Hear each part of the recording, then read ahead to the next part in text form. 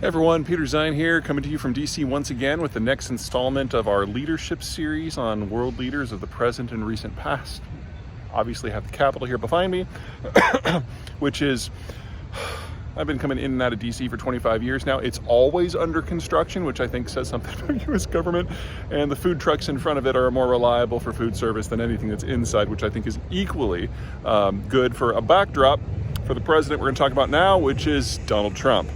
I think the best way to understand Trump is to compare him to his immediate predecessor, who is by far the most similar American president to Trump. In all the ways that matter, they were identical, and in all the ways that matter, they were absolutely opposite, and that kind of shaped who he is. So, for example, Barack Obama didn't run really as a Democrat. He was an outside candidate who came with his own political support and ran on charisma rather than policy. Sound familiar? But whereas Obama then shunned the party when he got into the presidency and wouldn't talk to anyone, Donald Trump embraced the party and took it over and systematically kicked out factions that he found problematic, like, say, national security, fiscal, and business conservatives. He remade the party in his own image. As to policy, Donald Trump was almost identical in many ways, but also the inverse. So Obama was super brainy, and he felt he needed to understand the ins and outs of everything that was happening in the world, and he really did understand. But since he didn't like meeting with people, policy never came out of it. We had basically 8 years of nothing.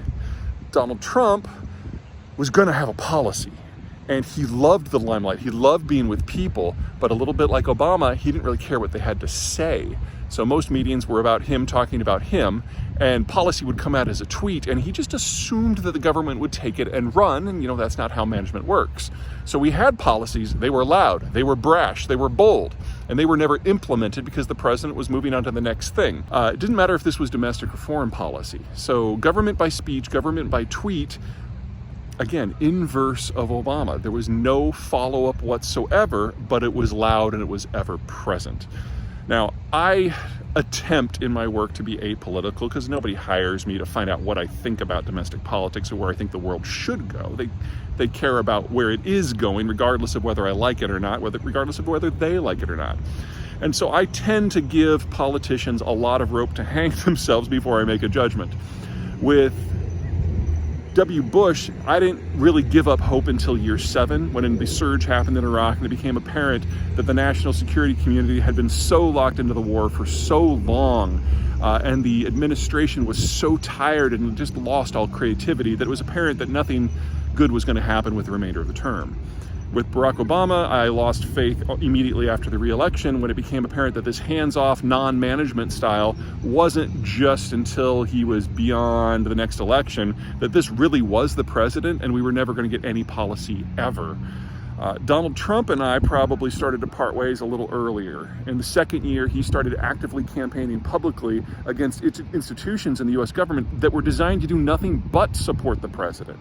And treating groups like the CIA as your enemy when all they're trying to do is inform you and help you get things done seemed a little self-destructive to me. And then, of course, about 3.5 years in, he started actively agitating against his own government, against his own cabinet even. And then, of course, with the elections, his appointed election comptroller declared the elections the cleanest ones that have ever happened in the United States. But, of course, Donald Trump had already made another decision. So, in my opinion, that condemns Donald Trump to being right down there with Barack Obama as one of the bottom 10% of presidents in American history. Yeah, I'm gonna get a lot of hate mail from everyone. All right, next up, the guy in charge right now, Joe Biden.